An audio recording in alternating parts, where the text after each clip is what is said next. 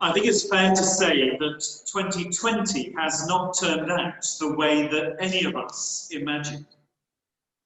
We're in the grip of a pandemic that has claimed 42,000 lives in this country. Antarctica is melting, the west coast of America is on fire. It is a disaster of a year. But not only has the unexpected happened, but some things for which we long, some things for which we have hoped, have failed to materialise. And for me, top of the list of disappointments is that 2020, this year, was supposed to be the year that we ended child poverty in the UK. Back in March 1999, the then Prime Minister, Tony Blair, said our historic aim will be for ours to be the first generation to end child poverty. Poverty should not be a birthright. Being poor should not be a life sentence, he said. And I will check the Zoom chat when we get to the point of the meeting where we ask if there are any questions. So if you want your question answered in the meeting, please do put it in the Zoom chat. If you don't mind a slower answer, then please email info@colchester.foodbank.uk. Financial support was made available in the form of tax credits. It's really good to have you with us. This is the first time we've tried our AGM this way. It would be very nice if it were the last, but we don't know what the future will hold. But in the meantime, as a result, child poverty began to fall. In fact, 1 million children were lifted out of poverty. Levels of debt and deprivation fell, and child well-being improved. Then in 2010, the Child Poverty Act was passed, with support across all political parties. Welcome everybody. The 2012 Child Poverty Act set binding child poverty reduction 2020, my name's and placed a legal duty on the government to prepare a report on progress against the child poverty strategy. Thank you to Colchester Foodbank for hosting this AGM in this iconic dome. It's great to be here. Was to reach even if we're at a distance. You look at the graphs from back then, and they showed a reduction in child poverty. On Zoom, we were on target. We were I'd just like to move to attendance and apologies for absence. We've had apologies. In 2015, World Prevention Secretary Ian Duncan-Smith said that the pledge to end child poverty for absence was unsustainable. And a further £12 billion worth of cuts were made to the social security budget. The UK Children's Commissioner's report at the time said at this harvest time we bring to you the fruits were not central to the development of these policies. We thank you for all the good and they spoke of the reductions all to the many household kindnesses income for children stirred up leading in to our food community. and fuel poverty, all of the generosity of our many donors, helpers, of crisis volunteers, Foodbank trustees, by friends and the general public. Despite our we current thank Prime you Minister also falsely for the claiming ways in that which child we have poverty been able has to fallen, expand, the reach reality out is and make that a the number difference, of children in bringing poverty help has closer risen to by those in need. 600,000 since Lord 2010. God, 4.2 million time youngsters in those the UK, or 30%, are existing those below who are the poverty struggling line. to find That's enough money 9 for food. children in a class of 30. Those who at The this time government's are own unable to Social volunteer Mobility Commission is now because of the risk forecasting factors involved. a further huge And we rise ask of that you bring near to them, 5.2 million children that you enable us to show by your love to them, 2022. and that you bring this us was all the year together, in which child united poverty at the end was to of this have crisis, in the UK. wiser. Instead, in and 2020, 100,000 children make do without 3 square meals or a warm winter coat. 400,000 children go without a daily portion of fresh fruit or vegetables. 3.2 million children go without even just a week's holiday a year. David Cameron once spoke about incredibly humbling aspects. Theresa May talked about burning injustice. Being involved with and Boris Johnson announced that we would be united and how dazzling it is coming across. But we are still waiting for a strategy that will address the rising child poverty in this country. I think one of my simple roles Meanwhile, is to say a very big thank you for huge efforts. Doesn't have anything to eat during the school has been given in this he says this, Sometimes you don't have enough What energy. I found staggering, You cannot was that cope in as the a nation classroom, went so you have into to like lockdown, try and rest our a bit. food bank You just put your head on the continued table to and you end work up hard falling and asleep in adapt the in the classroom best way possible. and you get in trouble. So a national crisis And Shania's was mother overlaid speaks on to so many individuals parents and when she families says, who were going through their last own week I didn't even crisis eat for of 4 food days. poverty.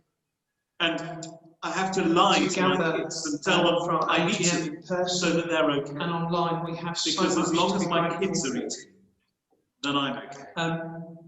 One of the ways we're going to The say social thank reformer you Maud Pember-Reid said is over 100 thanks years to, ago, it is to the collective interest of a nation We've done a that 10-year children should anniversary flourish. film saying a big thank She you said to there should be everybody no who's made a such donation thing and everybody who as an volunteers. underfed Hopefully you'll school enjoy child. seeing that. An underfed Please, child, nice she job. said, is a disgrace and a One thing I danger want to the to state. say though is Nelson Mandela said, I've been so there can be humbled no by keener everybody revelation who's of a worked society's tirelessly soul through this crisis. than the way But I also want to it be very treats clear its children. that everybody who has Of felt course, that they've had to there step are back for some whatever soulful reason, people out there, like due to Marcus this Rashford, crisis, who spoke I totally respect of that meeting a decision, mother who, along and with you're her still 2 very sons, much part is currently of the living on Foodbank family. 3 It might be slices joining of with bread us, a day, on Zoom. soaking them in hot Respect your water and adding sugar, hoping that the porridge I'd like to consistency thank might better Mike sustain the hunger here of her and 1-year-old Amanda child. and This, Nikki he said, for their is the good true work. reality of England in We're 2020. grateful to Howard And of his course, wife for the gift this of our Foodbank amazing van, which is going to start in the video. life-saving And I do want to organisation. say thank you to Clive. Research published last sterling week work through the that year, Andrew mentioned by the Trust Treasurer. said that the food banks are forecast This to give last out year 6 has been emergency food parcels a minute this winter. and in all sorts That of represents ways. a And 51% aside from the pandemic, rise. we've put some serious work At the start of this into pandemic, exploring around half options of the to people who used a move food from bank one side, had never with 2 needed one very serious before. inquiries about alternative And guess buildings what? that haven't reached fruition. Families with children We have been the hardest hit. seen some All this extraordinary in the birthing year of that new child crops, poverty right throughout was supposed North to have been. Essex. And with mass it's unemployment been predicted wonderful to on a see scale that not seen since the early 90s, midwifery the skills research points to developed. a further Reading a 670,000 trust being classed as released destitute recently. by the end of this year, meaning we they cannot note afford that essentials like housing, there is an energy, anticipation of and the food. highest level of demand But in it doesn't food banks have to be. nationally.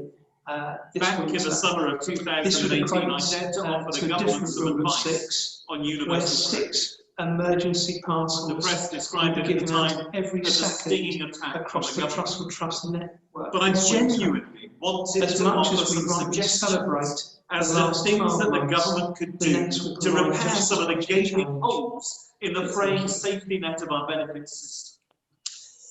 And I want to do that again. We're now going to Sadly, endeavour to the play first you thing the is really a film repeat of that something Andrew I has said just back then. mentioned, so We please need bear to with us get for a rid moment. of the benefit cap and the 2-child limit. As the furlough scheme comes to an end and unemployment rises, more and more people will be in receipt of universal credit. But they will soon discover that there is no support in universal credit for a 3rd or a 4th child, if that child is less than 3.5 years old. You see, the government's rationale was that parents claiming universal credit should be made to weigh up whether they can afford a 3rd or a 4th child, as if 3 or 4 years ago, people could have predicted a pandemic like this. It makes no sense. In the same way, the benefit cap, which limits the total amount of benefits per household, has no place during this current crisis. My own organisation, the Church of England, together with the Child Poverty Action Group, have said in their joint report, the pandemic has exposed the benefit cap and 2-child limit as inherently arbitrary, when what is needed during the pandemic and beyond is a safety net that is strong, compassionate, and just. Families affected by the benefit cap are being driven into poverty, with very little way of remedying their situation, as working more or moving into cheaper housing, the 2 ways to escape the cap, are much more difficult as a result of the pandemic. The 2-child limit and the benefit cap must be ended now. Secondly, increase children's benefits. If you want to lift children out of poverty, then that is the easiest and most obvious way to do it. Child benefits should be increased by at least £10 a week. It is the best way to get money to families quickly, and it makes use of existing, tried and tested infrastructure. £10 a week should also be added to the universal credit child element and child tax credit, just to give that extra boost to those families on the very lowest incomes. It is not right that in 2020, the year that child poverty was supposed to have ended, that we are seeing more and more families and children trying to live on less than they need.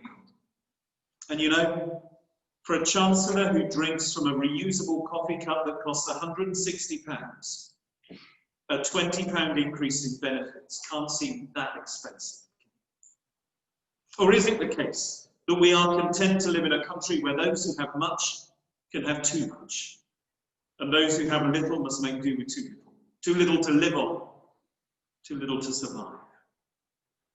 And thirdly, and I'm with Marcus Rashford on this, we need to expand the eligibility for free school meals. Free school meals should be provided for all families who are in receipt of universal credit or tax credits. And maybe in the longer term, the government should introduce universal free school meals for all school-aged children, starting with primary school children. So much could be achieved if that was what we did. Now, don't get me wrong, those three things by themselves are not going to bring an end to child poverty, but they will provide a lifeline to those most in need. Just as this godsend of an organisation, Colchester Foodbank, provides a lifeline to those who come to an end of themselves. Each of those things I mentioned, extending the two-child limit, ending the two-child limit in the benefit care, increasing child benefit to the universal credit child element and child tax credit, and extending free school meal provision. Every one of those things is the subject of an online petition. All kinds of organisations, from church to charities to trades unions like Unison, all kinds of people are saying the same thing. It's time to do something, not as an act of charity, but as a matter of justice. I thank God for the lifeline that is Colchester Foodbank. And I thank God for those who put food in collection boxes in supermarkets and give money towards the cost of providing this service. But I dream of a day when it is no longer needed, when the Foodbank AGM has to talk about downsizing and reducing the hours the staff has to work, when Foodbank collection points don't appear on supermarket sweepers if this is not a permanent feature in all supermarkets. I dream of a day when those who have much do not have too much, and when those who have little do not have too little. I dream of a day when we finally break the cycle of disadvantage, so that children born into poverty are not condemned to social exclusion and deprivation. I dream of a day when child poverty is ended, and I am heartbroken, genuinely heartbroken, that in 2020 we failed to see that day arrive. But then I think it's fair to say that 2020 has not turned out the way any of us imagined. Thank you.